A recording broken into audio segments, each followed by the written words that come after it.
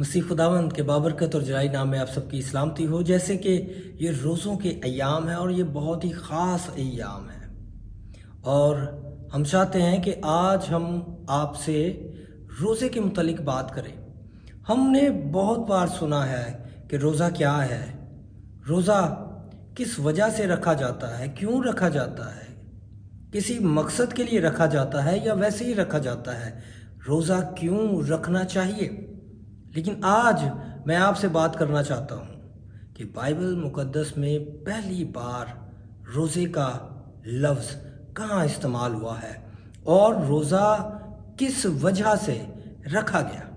اس سے پیشتر کہ ہم اپنی ویڈیو کا آغاز کریں، میں چاہتا ہوں جو لوگ ہمارے چینل پر نئے آتے ہیں کائنڈلی ہمارے چینل کو سبسکرائب کریں، لائک کریں اور ان ویڈیوز کے لنکس کو بہت سے لوگوں تک شیئر کریں آئیں اپنے موضوع کی طرف بڑھتے ہیں۔ بائبل مقدس میں ویسے تو انڈائریکٹلی روزہ ہمیں بہت جگہوں پر ملتا ہے، روزے کی تعلیم بہت جگہوں پر ملتی ہے۔ جیسے اعبار 23ویں باب میں ہمیں بتایا گیا کہ روزہ جو ہے وہ خود کو مارنے کا نام ہے، خود کو دکھ دینے کا نام ہے، اور شام سے اگلی شام تک یعنی کہ دوسری شام تک روزہ رکھنا، خود کو مارنا، خود کو دکھ دینا، یہ روزے کا وقت ہے جو خدا نے مقرر کیا تھا۔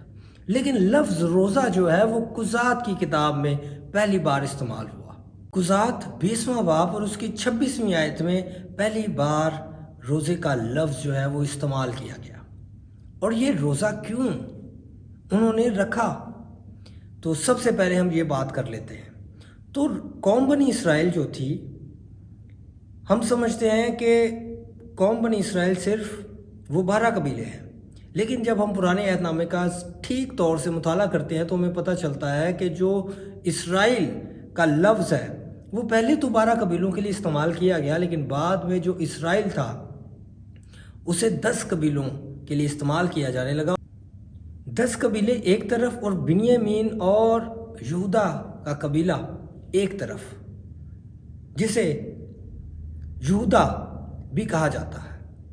اسرائیل اور یہودا یہ الگ الگ ہو گئے، اور پھر کچھ ایسا ہوا کہ یہودا نے گناہ کیا اور خدا کے جلال سے وہ محروم ہوتے رہے، اور ان میں جب بت پرستی آ گئی تو خدا نے اسے کچھ وقت تک چھوڑ دیا، اور اسرائیل جو تھا اس وقت خدا کی فرما برداری کرتا ہوا نظر آتا ہے، تو خدا کا ہاتھ اسرائیل پر تھا۔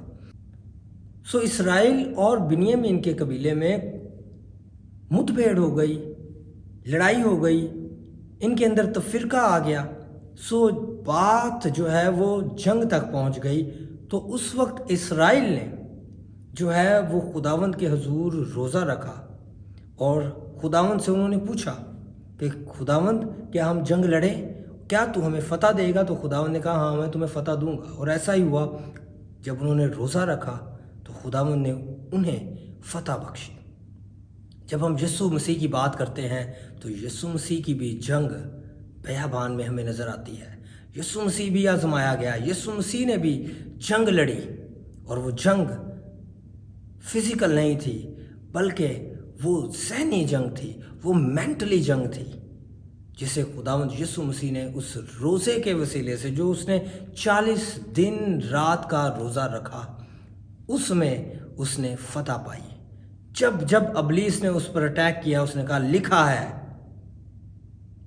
یعنی کہ کلام مقدس کی بات خداوند یسوع مسیح نے اس کے سامنے رکھی۔ سب سے پہلا درجہ خداوند نے کلام کو دیا۔ آج جب ہم روزہ رکھتے ہیں تو کیا ہم کلام مقدس کا مطالعہ کرتے ہیں، کلام مقدس کو اولین ترجیح دیتے ہیں یا نہیں؟ مجھے اور آپ کو سوچنے کی ضرورت ہے کہ میں اپنا روزہ کیسے رکھتا ہوں۔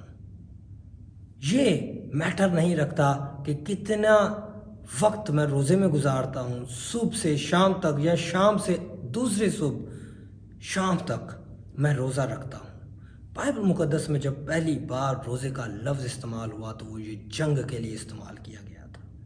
جب یسوع مسیح نے روزہ رکھا تو اس نے بھی جنگ کے لیے روزہ رکھا۔